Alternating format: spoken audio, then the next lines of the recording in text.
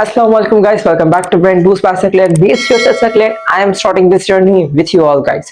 जैसे कि आप सबको पता है कि हमने कल का लेक्चर जो हमारा था लेक्चर नंबर 5 और उसमें हमने पढ़ा था अबाउट रेस्पिरेशन के बारे में। जो भी चीजें थी रेस्पिरेशन के बारे में, कौन कौन से ऑर्गन्स यूज हो रहे थे रेस्पिरेशन में एंड ईच एंड एवरीथिंग जो है हमने रेस्पिरेशन में पढ़ ली थी। अच्छा, आपके बुक में ज्यादा डिटेल में नहीं लिखा गया, इट इज अबाउट कि जस्ट ऑर्गन्स के नेम्स लिखे गए और वो किस तरीके से किन किन ऑर्गन से पास होता है, जस्ट इतना लिखा गया है। उसके एक एक ऑर्गन की डिटेल नहीं दी गई, just like a digestive system की तरह।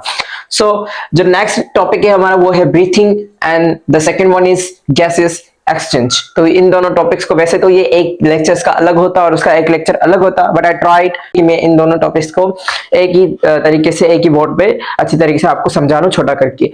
आज है क्लास 7 का chapter number 1 lecture number 6 human organ system, जिसका टॉपिक है ब्रीथिंग। अब ब्रीथिंग है क्या? Breathing is a very simple thing. कोई इसमें रॉकेट साइंस नहीं है, it is a very simple. इसकी डेफिनेशन इतनी सिंपल है, जस्ट लाइक अगर मैं आपको बताऊं, सांस लेना और सांस बाहर निकालना, दिस इज द ब्रीथिंग। इसको हम ब्रीथिंग कहते हैं। मींस हवा का अंदर जाना और हवा का बाहर आना, दिस इज द ब्रीथिंग। किस चीज का अंदर जाना? एज यू नो, हम कौन सी चीज इनहेल करते हैं? ऑक्सीजन। एंड कौन सी चीज एक्सहेल करते हैं? Carbon dioxide. Means the inhalation of the carbon dioxide, inhalation of the oxygen and exhalation of the carbon dioxide, this is the called breathing। सिर्फ इतना ही है breathing। definition पे आए, breathing is a physical process in which the oxygen is taken inside the body and the carbon dioxide is given out from the body। breathing एक वो physical process है, कोई chemical process नहीं है, just oxygen लेना and carbon dioxide बाहर निकालना। It is कोई रिएक्शन कुछ भी नहीं है, तो इस वजह से हम इसको क्या बोल रहे हैं? This is the physical process. ये एक फिजिकल प्रोसेस है जिसमें ऑक्सीजन जो है वो हम टेक इन इनसाइड करते हैं। मींस ऑक्सीजन जो है हम लेते हैं अंदर किसमें? बॉडी में। And carbon dioxide is given out from the body, और कार्बन डाइऑक्साइड को हम अपनी बॉडी से बाहर क्या करते हैं? गिवन आउट करते हैं, बाहर निकाल देते हैं। आई बस समझ में। अब एक चीज जो कि हमने रेस्पिरेशन में पढ़ी थी कि ऑक्सीजन हम एनवायरनमेंट से ले रहे थे, जबकि कार्बन डाइऑक्साइड हमारे अंदर खुद जनरेट हो रही थी। जिस तरीके से देखें, आप जब गाड़ियों में पेट्रोल डालते तो पेट्रोल बाहरी एनवायरनमेंट से पेट्रोल आया। अब जैसे गाड़ी यूज कर रही है, मूवमेंट कर रही है, तो वो क्या निकाल रही है? कार्बन मोनोऑक्साइड गैसेस निकाल रही है। होता है ना, कार्बन मोनोऑक्साइड गैसेस निकालती है। जब आप पेट्रोल डालते हैं तो जो है वो बाइक से धुआं भी निकलता है, तो जिसको हम कार्बन मोनोऑक्साइड गैस बोलते हैं। तो इसी तरीके से हम क्या लेते हैं? ऑक्सीजन। मींस हमारा वो फ्यूल है, हमारा वो पेट्रोल है। कौन? ऑक्सीजन। हम ऑक्सीजन लेते हैं और निकालते क्या है? कार्बन डाइऑक्साइड, जो कि हमारा धुआं है। इसी तरीके से आई बस समझ में।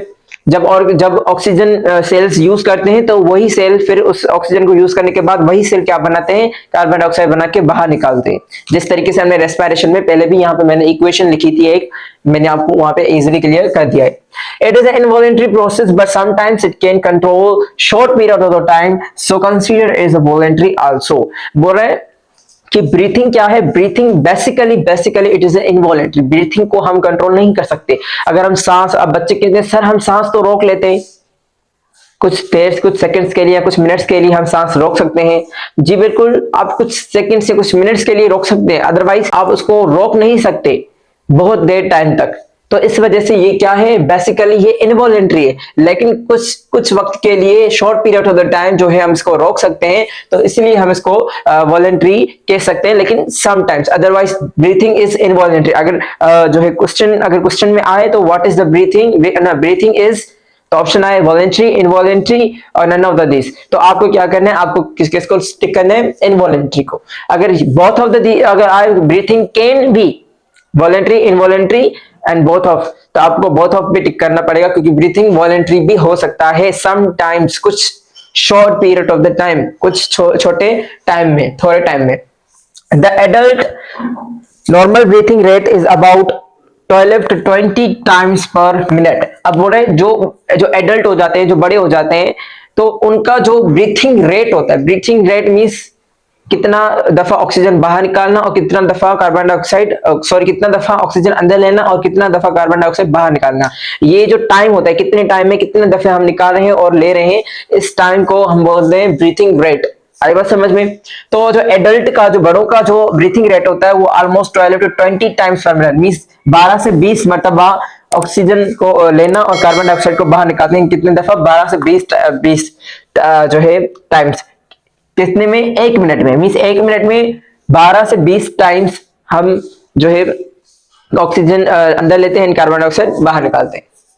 Breathing is a combination of inhalation and exhalation. जैसे कि मैंने बताया कि ब्रीथिंग एज है क्या? इनहेल करना ऑक्सीजन को एंड एक्सहेल करना कार्बन डाइऑक्साइड को, इन दोनों को मिला के हम उसको क्या बोल रहे थे? ब्रीथिंग। तो इसी तरीके से हम इसको इतनी डेफिनेशन में हम लिख सकते हैं, breathing is the combination of inhalation and exhalation is called breathing. Simple, हम इसको भी बोल सकते हैं। तो you can write in your own words easily. अब यहाँ पे थोड़ी चीजें जो है वो कॉम्प्लेक्सिटी आपके लिए डेवलप करेंगी, लेकिन मैं कोशिश करूंगा कि आपको ये चीजें इजीली अंडरस्टैंड करा लूं। अच्छा, अगर आए तो पहला क्या था? इनहेलेशन, जिसको हम इंस्पायरेशन या जिसको हम ब्रीथिंग इन भी बोलते हैं। तीनों में से आप जो कहें, इट इज अपॉन यू। अब इनहेलेशन का मकसद क्या हुआ? इनहेलेशन मींस सांस लेना, इंस्पायरेशन भी सांस लेना, ब्रीथिंग इन मींस सांस लेना। ठीक है, कोई चीज बाहर से अंदर लेना मींस ऑक्सीजन को। तो हम इस प्रोसेस को क्या कहते हैं? इनहेलेशन, या फिर जो भी आप कहें। एक्सहेलेशन मींस कार्बन डाइऑक्साइड को बाहर निकालना। एक्सहेलेशन बोले, एक्सपायरेशन बोले या ब्रीथिंग आउट बोले, आप अपनी मर्जी से जो है वो वर्ड्स यूज कर सकते हैं। अच्छा, अब यहाँ पे मैं पहले डायग्राम समझाऊंगा और फिर आपको ये वाले पॉइंट्स जो है वो समझाऊंगा। देखें कि ये एक ह्यूमन बॉडी है और ये भी एक ह्यूमन बॉडी है। अब देखें, जिस जगह पे हमारे लंग्स प्रेजेंट होते हैं और डायफ्राम प्रेजेंट होता है, उसके ऊपर जो है, जो आप अगर आप जो है टच करें तो आपको बोन्स नजर आएंगे। ये बोन्स जो है ये क्या करते हैं? हमारे लंग्स को प्रोटेक्ट करते हैं। ये एक जो है ना पिंजरे की तरह, जो पिंजरा होता है उस पिंजरे की तरह हमारे लंग्स को प्रोटेक्ट करते हैं ये सारे बोन्स। आपने देखा भी होगा मूवीज में, स्केलेटन आपको नजर आता है। तो वो जो ये वाला जो हिस्सा है हमारे चेस्ट एरिया का, छाती वाला हिस्सा जो हमारा चेस्ट है, इसको हम, इस हिस्से को, इस जगह को हम चेस्ट कैविटी भी बोलते हैं और इस जगह को हम थोरेसिक कैविटी भी बोलते हैं। चेस्ट कैविटी बोले, इस जगह को हम चेस्ट कैविटी भी बोलते हैं, इस जगह को हम थोरेसिक कैविटी बोलते हैं। इन दोनों में से आप जो भी कहें, इट इज अपॉन यू। अब देखें, उस चेस्ट कैविटी में, उस थोरेसिक कैविटी में आपके ये जो बोन्स हैं ये प्रेजेंट होते हैं। उसके अंदर कौन होते हैं? लंग्स होते हैं, जो इन लंग्स को कौन प्रोटेक्ट करता है, ताकि जब हम गिरे या फिर हमें कोई चोट लगे तो हमारे लंग्स जो है वो डैमेज ना हो। चोट किसको लगे? बोन्स को लगे, क्योंकि बोन्स क्या होते हैं? हार्ड होते हैं, वो प्रोटेक्ट करते हैं। डायफ्राम भी होता है, तो इन सब चीजों को प्रोटेक्ट करता है कौन? हमारा ये जो आपको पिंजरा नजर आ रहा है, ये जो बोन्स नजर आ रहे हैं ये। अच्छा, अब इन बोन्स को हम कहते हैं क्या है? इन बोन्स को हम टोटली इस पिंजरे को हम कहते हैं रिब केज। टोटली इस पिंजरे को हम बोलते हैं रिब केज, इस पिंजरे को। और रिब केज के अंदर अब क्या क्या, कौन कौन सी चीजें होती है इस पिंजरे के अंदर? ये जो आपको नजर आ रही हैं, ये वाली जो आपको हड्डियां नजर आ रही हैं, इन हड्डियों को बोलते हैं हम रिब्स। अब ये होती है टोटल 24। रिब्स जो है वो टोटल कितनी होती हैं? अब रिब्स जो होती हैं वो होती हैं 24। मीन्स अगर हम कहें, मीन्स अगर मैं यहां से काउंट करूं, यहां से काउंट करूं, इन सबको मिलाऊं तो रिब्स कितनी हो गई? 24। अगर मैं एक साइड की बात करूं तो कितनी हो गई? 12। मीन्स 12 यहां पे, 12 यहां पे। तो अगर मैं लिखूं यहां और 12 पेयर्स, 12 पेयर्स कहें या 24 रिब्स कहें। पेयर्स मीन्स 12 पेयर्स है, मीन्स 12 यहां इस साइड पे, 12 इस साइड पे। मैंने कुछ कम बनाई है। और अगर आप टोटल काउंट करें इन दोनों को मिलाएं तो 24। अगर एक साइड की बात करें तो 12 यहां पे, 12 यहां पे, मीन्स 12 पेयर्स हो गए। आई बात समझ में? अच्छा, अब इसके बीच में ये जो आपको बोन नजर आ रहा है, रिब्स के बाद एक बीच में आपको बोन नजर आ रहा है, जिसको हम बोलते हैं स्टर्नम बोलते हैं या फिर ब्रेस्ट बोन, जो कि तादाद में कितना होता है? एक। अब ये एक जो है बीच में बोन होता है, जिसको हम स्टर्नम बोलते हैं या फिर ब्रेस्ट बोन बोलते हैं। अच्छा, अब देखिए, ये जो हड्डियां हैं, ये जो रिब्स हैं, ये यहां से, कहां से? हमारे स्टर्नम, इस बीच वाले हड्डी से, इस बीच वाली हड्डी से जो है, जिसको हम ब्रेस्ट बोन बोल रहे हैं, उसके साथ अटैच कौन होती है? रिब्स अटैच होती हैं। ये रिब्स जो है वो यहां से निकलती हैं, रिब्स।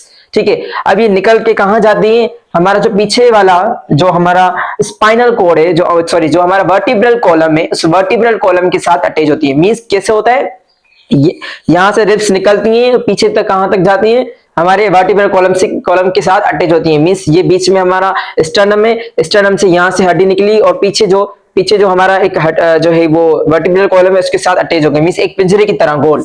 आई बात समझ में? तो रिब केज में और कौन हो गया हमारा वर्टिब्रल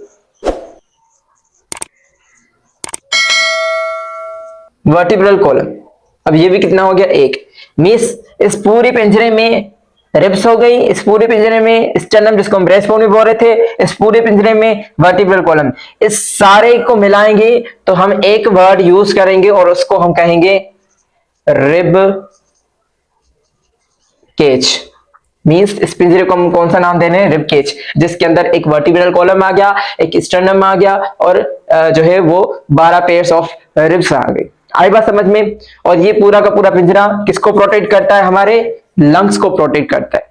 और ये प्रेजेंट कहां पे होते हैं, ये चेस्ट कैविटी में प्रेजेंट होते हैं, क्योंकि हमारे लंग्स भी हमारे चेस्ट में प्रेजेंट होते हैं। आई बात समझ में? अच्छा, और दूसरी बात हमने पढ़ी थी डायफ्राम, जिसको हम मस्कुलर शीट बोल रहे थे। मैंने आपको पहले वाले टॉपिक में, इससे पहले वाला जो था वहां पे क्लियर कर दिया था। अब होता क्या है, जैसे ही हम एयर इन करते हैं, एयर इन मींस ऑक्सीजन को लेना, मींस इनहेलेशन। जब हम इनहेलेशन करते हैं, इनहेलेशन के दौरान क्या होता है, इनहेलेशन के दौरान हम सांस लेते हैं तो हमारी जो चेस्ट कैविटी है वो साइज में इंक्रीज हो जाती है। जो हमारी ये चेस्ट कैविटी है ये साइज में बड़ी हो जाती है, हमारे लंग्स फूल जाते हैं, एरिया बढ़ जाती है, ताकि बाहर से जो एयर आ रही है, बाहर से जो ऑक्सीजन आ रही है वो हमारे लंग्स के अंदर इजीली चली जाए। तो इस वजह से जब हम एयर को इन करते हैं तो हमारी चेस्ट की कैविटी बढ़ जाती है। अब ये बढ़ती कैसे है, होता कैसे है, हमारा डायफ्राम क्या करता है, हमारा डायफ्राम चला जाता है नीचे। हमारे नीचे जो डायफ्राम है वो चला जाता है नीचे, वो सीधा हो जाता है। और जैसे ही वो सीधा होता है, अच्छा यहाँ पे वीडियो भी आपको नजर आ रहा होगा, जैसे ही डायफ्राम नीचे होता है तो हमारे रिब्स जो है वो बड़ी हो जाती है, रिब्स ऊपर हो जाती है, रिब्स खुल जाती है। रिब्स खुल जाती है तो मसल अंदर, मसल की जो एरिया है वो बढ़ जाती है, वो इंक्रीज हो जाती है, वॉल्यूम उनका बढ़ जाता है। और हम जब हवा बाहर से अंदर लेते हैं, हम जब ऑक्सीजन अंदर लेते हैं तो वो इजीली जो है अंदर चली जाती है। तो this process is called inhalation. होता क्या है, when we take an oxygen, जब हम ऑक्सीजन लेते हैं, द डायफ्राम फ्लैटन्स, जो डायफ्राम क्या हो जाता है, फ्लैट हो जाता है, सीधा हो जाता है। कॉज उसकी वजह से rib cage to move out, rib cage क्या है वो मूव्स आउट हो जाती है। दस द चेस्ट और थोरेसिक कैविटी इनलार्जेस, तो उस वजह से हमारी जो चेस्ट कैविटी है वो इनलार्ज हो जाती है। आई बात समझ में? तो this is the process of inhalation. अब आते हैं एक्सहेलेशन पे। अब एक्सहेलेशन में क्या होता है, एक्सहेलेशन में ये होता है कि जब अब हमने ऑक्सीजन ली, ऑक्सीजन लेने के बाद अंदर क्या बनी, कार्बन डाइऑक्साइड बनी। अब उस कार्बन डाइऑक्साइड को बाहर निकालना है, मींस एक्सहेलेशन हो रहा है, मींस निकलना, गैसेस का निकलना, कार्बन डाइऑक्साइड का निकलना। अब उस दौरान क्या होता है, क्योंकि देखिए जब हमें फर्स्ट ऑफ ऑल हमारे पास बलून है, हमने बलून में हवा भरी, हवा भरने के बाद अब हम बलून से कोशिश करें कि हम उस हवा को निकालें, तो एक छोटा सा हमने उसमें जो है पिन से सुराख किया है। अब वहां से आराम से गैस निकल रही, तो हम क्या करेंगे, उसको जल्दी से निकालने की कोशिश करेंगे। तो हम क्या करें, जब हम उसको कंस्ट्रिक्ट करते हैं, हम उसको छोटा करते हैं, साइज में दबाते हैं, तो क्या होता है, प्रेशर जनरेट होता है। प्रेशर जनरेट होने की वजह से जो गैस है वो जल्दी से कहां जाती है, बाहर निकल जाती है। तो इसी तरह यहाँ पे भी प्रोसेस होता है, यहाँ पे कोई करता नहीं, लेकिन ये ऑटोमेटिकली होता है। किस तरीके से होता है, देखें, जो हमारी रिब्स है, हमारी जो रिब्स है, अच्छा होता क्या है, जो डायफ्राम है वो डायफ्राम क्या करता है, ऊपर चला जाता है, डायफ्राम ऊपर चला जाता है।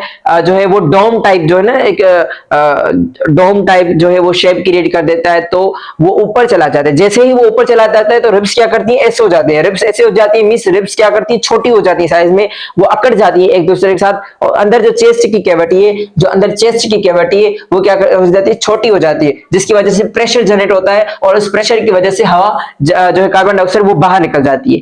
होता क्या है, वॉल्यूम कम हो रहा है, वॉल्यूम जैसे ही कम होगा कार्बन डाइऑक्साइड बाहर चली जाएगी।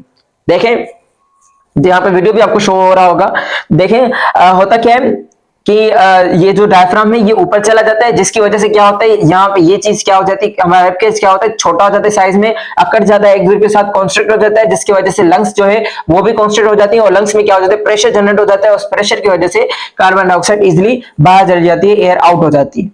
आई बात समझ में? अब सिंपली देखें, when we give out carbon dioxide, जब हम कार्बन डाइऑक्साइड बाहर निकालते हैं, the diaphragm curves upward, diaphragm क्या होता है, वो अपवर्ड कर्व्ड हो जाता है to become a dome shape, और एक डोम शेप जो है वो क्रिएट करता है, cause the rib cage to move back, जिसकी वजह से रिब केज क्या करती है, पीछे की तरफ मुड़ जाती है, thus the chest cavity size decreases, तो उस वजह से जो चेस्ट कैविटी है, जो थोरेसिक कैविटी है, उसकी साइज डिक्रीज हो जाती है, और जो साइज डिक्रीज होने की वजह से, कांस्टेंट होने की वजह से अंदर प्रेशर जनरेट होता है और कार्बन डाइऑक्साइड इजिली बाहर निकल जाती है।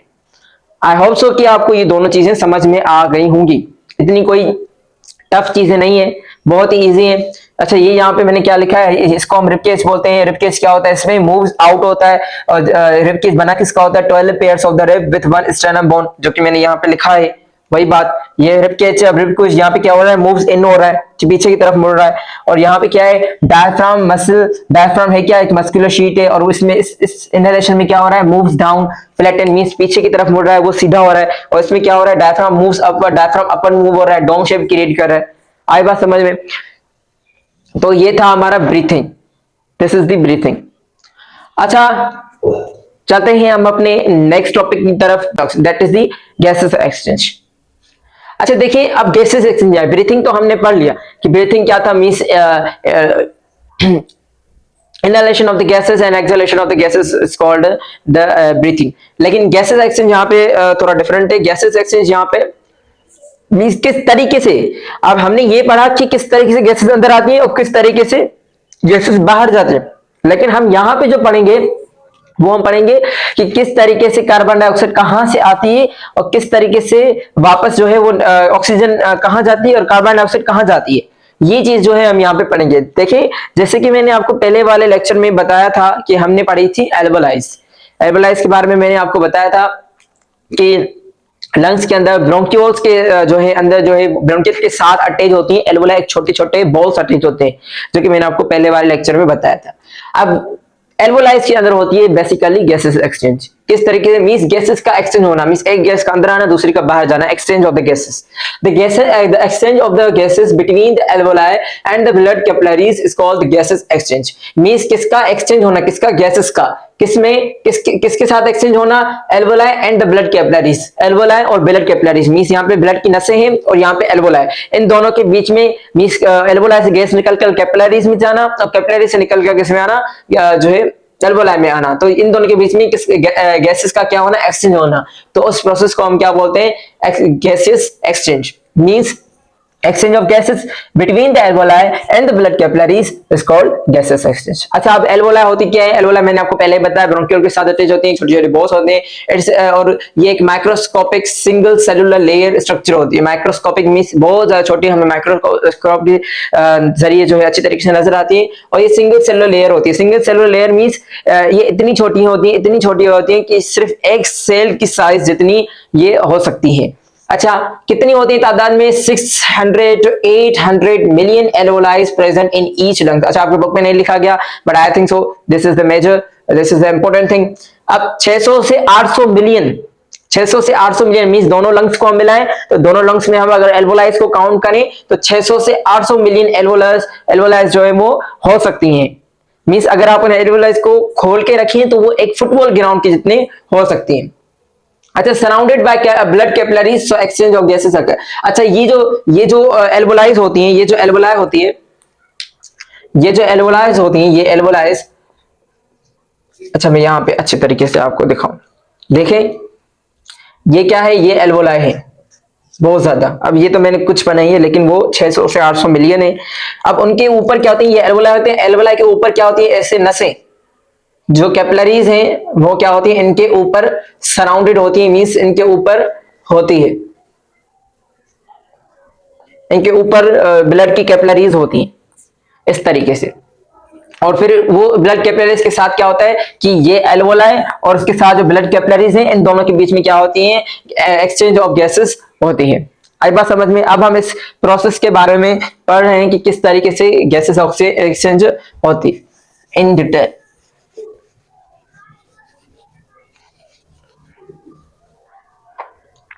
अच्छा देखिए, ये जो है आपकी क्या है, ये आपकी है, ये जो बीच वाला आपको नजर आ रहा है, ये है हमारी एल्वोलाई।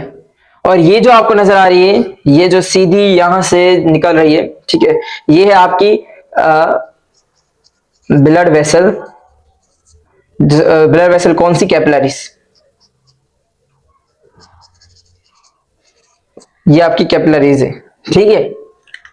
अब ये एल्वोलाई है, एल्वोलाई के ऊपर कौन है? ब्लड कैपिलरीज है।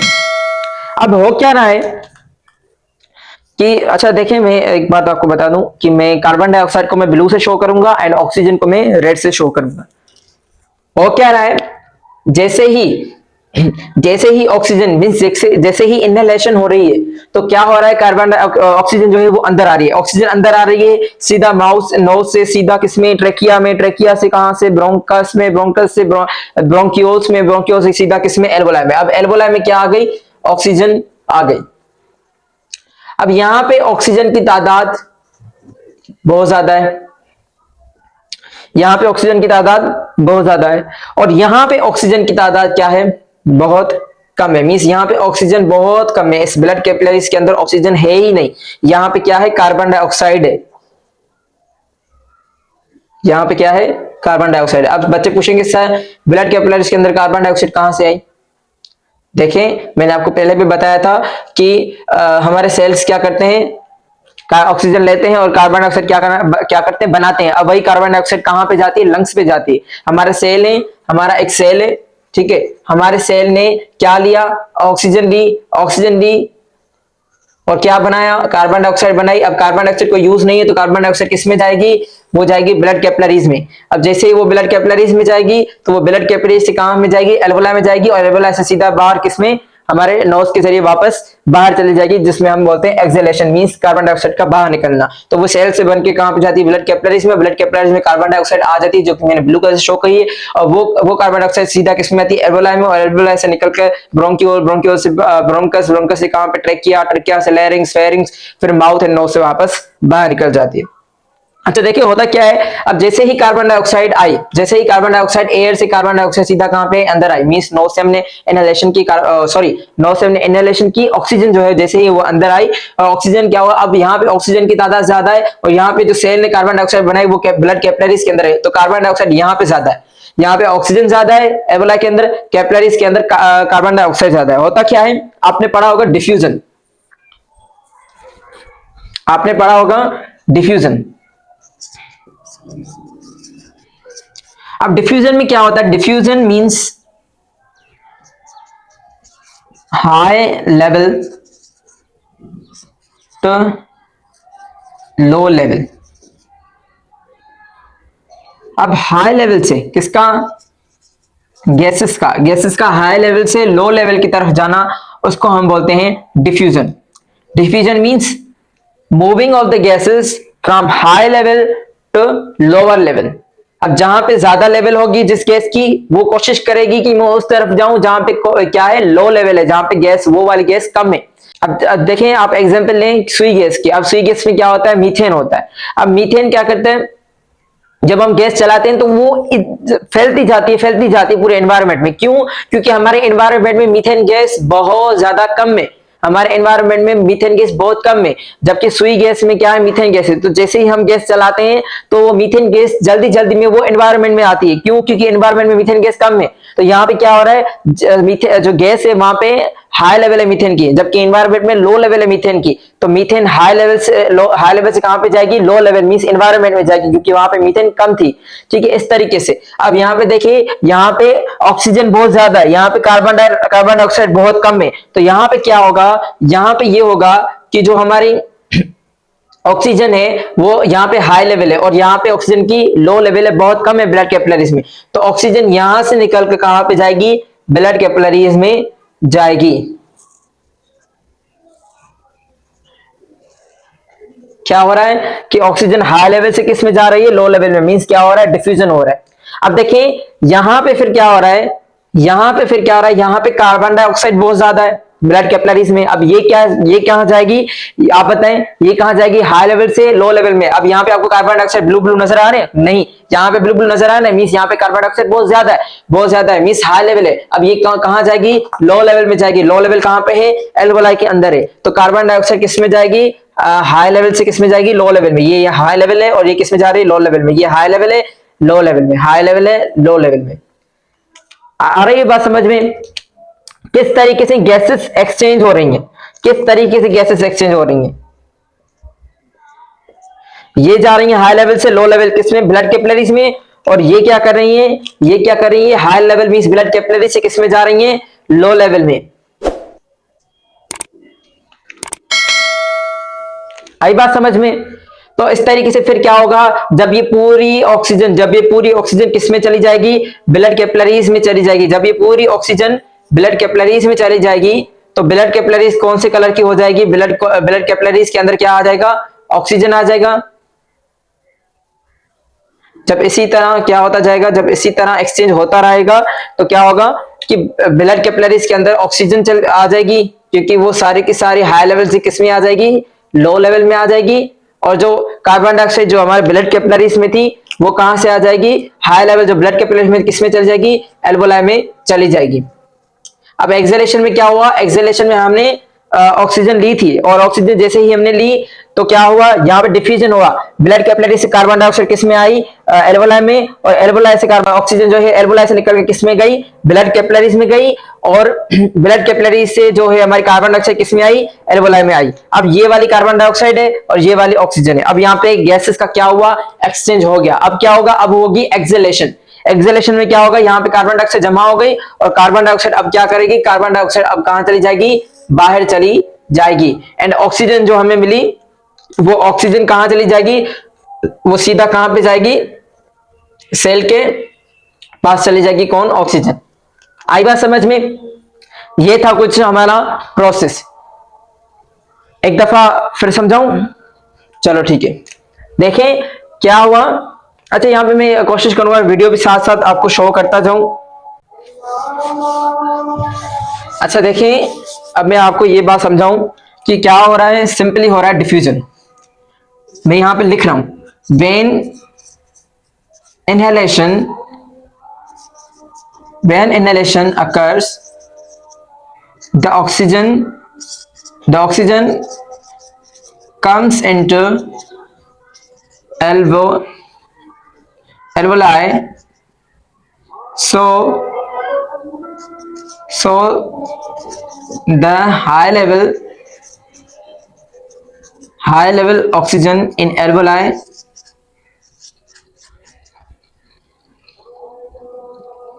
diffuse into low level capillaries। ये यहां पे एक डिफ्यूजन होगी। अब फिर क्या होगा, तो high level O2 in blood capillaries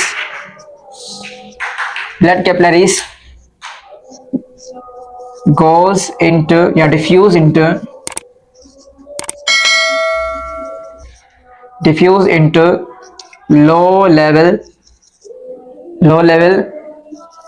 alveoli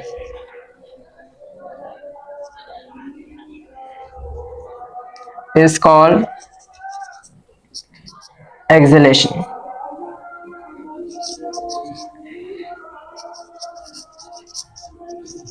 अच्छा देखिए वहां पे मैंने 2 to 4 इंग्लिश लिखी है। देखिए क्या हो रहा है, जब हम इनहेलेशन कर रहे हैं तो इनहेलेशन में क्या हो रहा था, O2 जो है वो किस में आ रही थी, हमारी एल्वोलाई के अंदर आ रही थी। तो एल्वोलाई के अंदर हाई लेवल जनरेट हो रही थी, ऑक्सीजन ज्यादा हो रही थी, जबकि कैपिलरीज में ऑक्सीजन बहुत कम थी। तो क्या हुआ, O2 इन एल्वोलाई डिफ्यूज। अब O2 क्या है, वो एल्वोलाई से निकल के किस में जा रही है, डिफ्यूज हो रही है किसमें, लो लेवल कैपिलरीज में, क्योंकि कैपिलरीज में ऑक्सीजन बहुत कम थी। तो ऑक्सीजन एल्वोलाई से निकल के किस में जा रही है, लो लेवल में। तो इस प्रोसेस को हम बोल रहे हैं इनहेलेशन। अब एक्सहेलेशन में क्या हो रहा है, क्योंकि हमारे ब्लड कैपिलरीज में बहुत ज्यादा क्या थी, कार्बन डाइऑक्साइड थी। कार्बन डाइऑक्साइड कहां से आई, सेल से आई थी।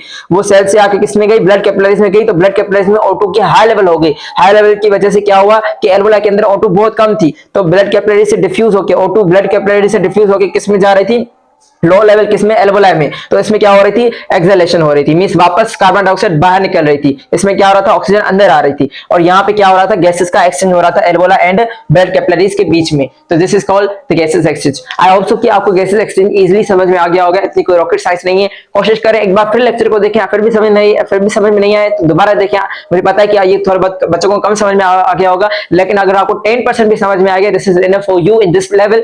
कोशिश करें कि दोबारा चीजों को पढ़ें और बुक से भी पढ़ें, फिर आपको इजीली समझ में आ जाएगा। अच्छा, एक बात यहाँ पे मेरी रह गई थी, वो बात ये थी कि देखिए आपकी बुक में डू यू नो में एक चीज लिखी गई कि क्या आपको पता है कि जो डाइवर्स होते हैं, जो कि पानी के अंदर जो डाइव करते हैं, जो डाइवर्स होते हैं, वो किस तरीके से पानी के अंदर सांस लेते हैं, जबकि उनके पास गिल्स नहीं होती, उनके पास लंग्स होते हैं। तो ये आपके पेज में लिखा गया है, डू यू नो में साइड में यहाँ पे लिखा गया है। अच्छा देखिए, होता क्या है कि हमारे पास होते हैं लंग्स और फिश के पास होती हैं गिल्स। जो ह्यूमंस हैं या एनिमल्स ले लें आप, तो उनके पास क्या होते हैं, उनके पास होते हैं लंग्स। और जो फिश होती है, फिश के पास होती हैं गिल्स। अब हम जिनके पास लंग्स होते हैं ना, वो ऑक्सीजन लेते हैं, लेकिन कौन से फॉर्म में, गैसेस के फॉर्म में। और जिनके पास गिल्स होते हैं, वो ऑक्सीजन लेते हैं किस फॉर्म में, लिक्विड के फॉर्म में। क्योंकि फिश क्या करती है, वो पानी में रहती है, तो गिल्स क्या करती है, गिल्स ऑक्सीजन लेती है, वो ऑक्सीजन जो कि किस में हो, लिक्विड में हो, लिक्विड की तरह ऑक्सीजन हो, जो लिक्विडिफाई, जो एक्वस जो है ऑक्सीजन हो, वो ऑक्सीजन लेती है कौन, फिश।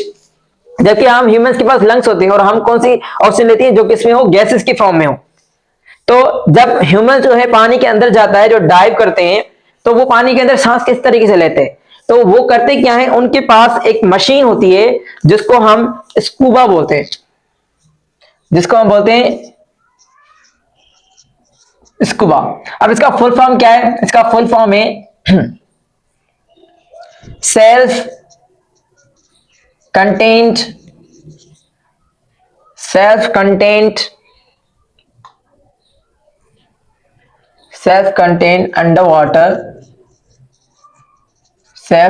underwater breathing apparatus। आई थिंक सो यही इसका जो है फुल फॉर्म में। फिर भी आप कोशिश करना कि थोड़ा सर्च करना इस बारे में। तो ये एक एपराटस होता है, ये एक मशीन होती है जो उनके पास होती है। तो इस मशीन के जरिए वो सांस लेते हैं, इस मशीन के जरिए वो क्या करते हैं, सांस लेते हैं। वो उनकी जो है ना बॉडी के पीछे जो है वो उनको जो है बांध दिया जाता है और उनको एक मास्क लगाया जाता है जिसके अंदर क्या होती है, ऑक्सीजन होती है। और उस मशीन को बोलते हैं scuba self contained under water breathing apparatus. इस मशीन का वो नाम है। इसके जरिए वो क्या करते हैं, ऑक्सीजन लेते हैं। कौन सी, वही ऑक्सीजन जो हम एयर से ले रहे हैं। तो उन जो पानी में जो अंदर जाते हैं, पानी के अंदर जो सांस लेते हैं, तो उनको हम स्कूबा डाइवर्स बोलते हैं। तो ये भी आप उनको बोल सकते हैं। आई होप सो कि आपको मेरा लेक्चर जो है समझ में आ गया होगा। चैनल को सब्सक्राइब करें, लाइक करें, कमेंट करें एंड शेयर करना ना भूलें। अगर फिर भी समझ में ना आए तो दोबारा लेक्चर को देखें, जैसे कि मैं हर दफा आपको बोलता हूँ। So thank you so much and Allah Hafiz.